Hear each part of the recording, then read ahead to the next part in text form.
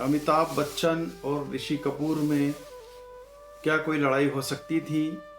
क्या किसी तरह की मनमुटाव था या एक तरह की प्रसिद्ध स्पर्धा थी दोनों में, जबकि दोनों की उम्र में लगभग 10 साल का अंतर था।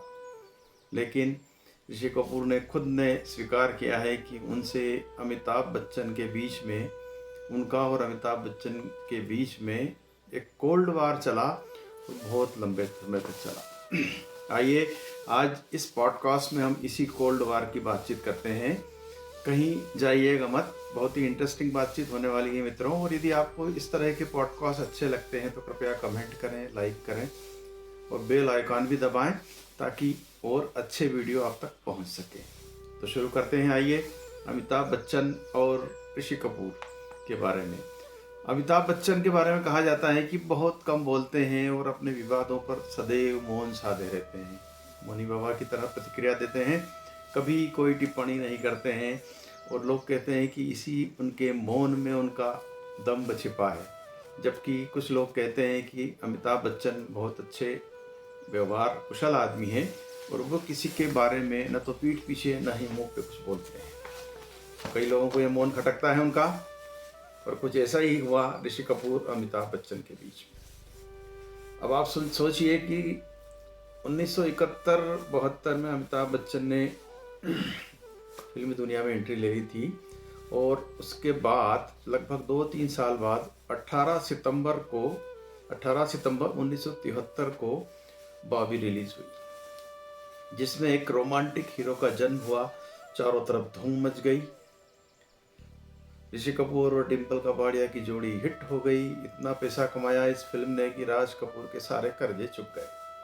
एक रोमांटिक हीरो का जन्म हो चुका था और ठीक इसके बाद सितंबर के बाद मई आई और मई में प्रकाश मेहरा की जंजीर रिलीज हुई। जंजीर के रिलीज होने से ये समझिए कि थोड़ा सा ऋषि कपूर का जो एक तरह से ओरा था वो फीका पड़ने लगा।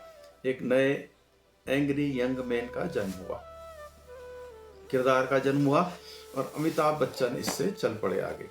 दोनों ही फिल्में एक साथ आई थी, हालांकि दोनों की उम्र में बहुत अंतर था। लगभग 10 साल के आसपास दोनों की उम्र में था, पर लगभग चूंकि हिट ऋषि कपूर के बाद अमिताभ बच्चन को मिली, इसलिए ऋषि कपूर सोचा करते थे कि वो कहीं उनसे कमतर हीरो नहीं है। बाद के समय में अमिताभ बच्चन चले, लेकिन ऋषि कपूर भी अपने आप में चारों तरफ धूम मचाए हुए थे।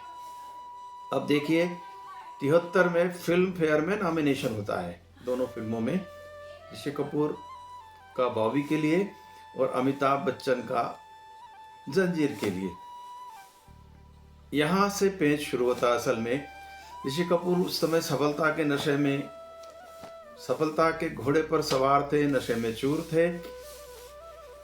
आसपास स्वाभाविक है कुछ चमचे मिल जाते हैं उनको बरगलाने के लिए। तो ऋषि कपूर को किसी ने कहा कि भैया आप ऐसा करिए कि फिल्म फेयर का बेस्ट एक्टर का अवार्ड जो है हम आपको दिलवा देते हैं, इसमें कुछ खर्चा होगा। बताया उन्हें 25-30 हज़ार रुपया। तो चूँकि बहुत पैसा मिल रहा था ऋषि कपूर को, कई फिल्में साइन कर रहे थे, नई साइनिंग अमाउंट को मिल रहा था, तो उन्होंने कहा 30 हज़ार कोई बड़ी बात नहीं। उन्होंने हाँ कर दी। वो हाँ करते ही फिल्म फेयर का बेस्ट एक्टर का अवार्ड जो है वो ऋषि कपूर की झोली में गिर गया। बस यहीं से शुरू होता है अमिताभ बच्चन और ऋषि कपूर के बीच एक शीत युद्ध का, कोल्ड वार का। अमिताभ बच्चन तक ये बात पहुंचती है किसी तरह, उन्हें बुरा लगता है, लेकिन अमिताभ बच्चन कभी प्रतिक्रिया में सामने नहीं आते थे, कभी बयानबाजी नहीं करते थे। वे अंदर ही अंदर ठंडी मार मारा करते थे। ऐसा कहते हैं लोग। ये तो चालू हो गया शीत युद्ध, आमने सामने कभी लड़ाई नहीं हुई। होता यह था कि अवार्ड खरीदने की बात जब पहुंची अमिताभ बच्चन के पास, तो उन्होंने आगे रह के कभी ऋषि कपूर के साथ काम करने की इच्छा जाहिर नहीं करी। यह शीत युद्ध लंबे समय तक चला। एक एंग्री यंग मैन और रोमांटिक हीरो के बीच प्रतिस्पर्धा चलती रही। ऋषि कपूर जो है अमिताभ की आंधी में भी टिके रहे। सलीम जावेद चूँकि राइटर थे अमिताभ बच्चन के, उन्हीं के लिए फिल्में लिखा करते थे, और सलीम जावेद ने ही राजेश खन्ना का कैरियर ख़त्म करने में काफ़ी बड़ी अहम भूमिका निभाई। तो वे किसी न किसी रूप में ऋषि कपूर को भी इतना पसंद नहीं करते थे और सलीम जावेद के फेवरिज्म के कारण फिल्मी दुनिया में अमिताभ बच्चन छा गए। अमिताभ बच्चन का सिक्का चलने लगा, अमिताभ बच्चन की फिल्में चलने लगी। अमिताभ बच्चन का कही हुई बात ब्रह्म वाक्य होता था। ये समझिए फिल्मी दुनिया के डायरेक्टरों की लाइन लग गई उनके पीछे। कई डायरेक्टर हैं कि टीनू आनंद और बिट्टू आनंद ऋषि कपूर के मित्र थे, लेकिन वे भी अंततः अमिताभ बच्चन की तरफ मुड़ गए। तो कहीं ना कहीं ऋषि कपूर को ये बात खटकती थी।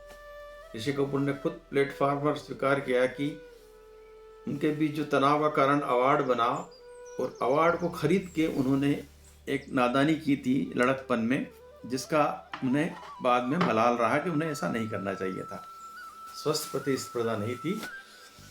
अमिताभ बच्चन को लेकर के ऋषि कपूर के मन में हमेशा एक मुद्दा बना रहा कि अटका हुआ रहा हमेशा कि वे कहते थे कि उन दोनों मल्टी स्टार फिल्में बना करती थी, और अक्सर चूंकि वो जमाना एक्शन फिल्मों का था, रोमांटिक हीरो के रूप में ऋषि कपूर टिके हुए थे, लेकिन फिर भी उनको उतने मौके नहीं मिल रहे थे जितने अमिताभ बच्चन को मिल रहे थे। अमिताभ बच्चन के व्यक्तित्व को या उनके क्रिएटिविटी या उनके अभिनेता को ध्यान में रखते हुए ही फिल्में लिखी जाती थी, फिल्में बना करती थी। और जब भी एक्शन फिल्में बनती थी उसमें महत्वपूर्ण भूमिकाएं जो थी वो अमिताभ बच्चन के हाथ ही लगती थी। चाहे उनके साथ उस समय विनोद खन्ना काम कर रहे हों, शशि कपूर काम कर रहे हों, शत्रुघ्न सिन्हा काम कर रहे हों, लेकिन वे उनसे कमतर होते थे। फिल्मों में उनका कद ज़्यादा होता था, चूँकि इसके पीछे राइटर सलीम जावेद तो थे ही थे, और डायरेक्टर भी, चूँकि अमिताभ बच्चन उस समय होल्डिंग कंडीशन में थे तो वो अपनी बातें मनवा लिया करते थे। उन दिनों जो था, ऋषि कपूर कहते हैं कि उन दिनों निर्देशक लेखक सबसे मजबूत और केंद्रीय भूमिका अनिवार्य रूप से अमिताभ बच्चन के लिए सुरक्षित रखते थे। ये बात उनको हटकती थी ऋषि कपूर को। वे कहते हैं कि हालांकि अमिताभ बच्चन जो थे अप्रतिम और विलक्षण अभिनेता हैं और थे, और टिकट खिड़की पर उनका पहला स्थान था। बॉक्स ऑफिस से ही चलती है फिल्मी दुनिया, तो बॉक्स ऑफिस नंबर 1 हुआ करते थे। लेकिन उन्होंने कहा कि इसके बावजूद शशि कपूर, धर्मेंद्र, शत्रुघ्न सिन्हा और विनोद खन्ना ने जी तोड़ मेहनत करके उनके कद की बराबरी की। चाहे उनके रोल कमतर लिखे गए हों, लेकिन अभिनय प्रतिभा इन लोगों में किसी तरह से कम नहीं थी, ऋषि कपूर में भी कम नहीं थी। लेकिन ये सब छोटे सितारे थे, छोटे इस सेंस में कि बॉक्स ऑफिस पर सिक्का अमिताभ बच्चन का चल रहा था, तो वे कसकर मेहनत करने के बाद में भी कमतर ही आके जाते थे, और ये कसक ऋषि कपूर के मन में सदैव सदैव बनी रही।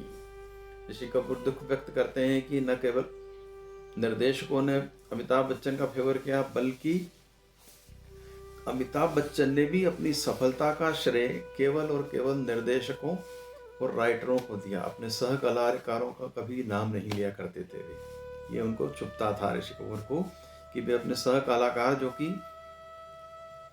अच्छे कलाकारों में गिनती होती, शशि कपूर की, धर्मेंद्र की, शत्रुघ्न सिन्हा की, ऋषि कपूर यहाँ तक कहते हैं कि कई फिल्मों में दीवार में जिस तरह से शशि कपूर ने रोल किया है वो कोई अमिताभ बच्चन से कमतर नहीं था।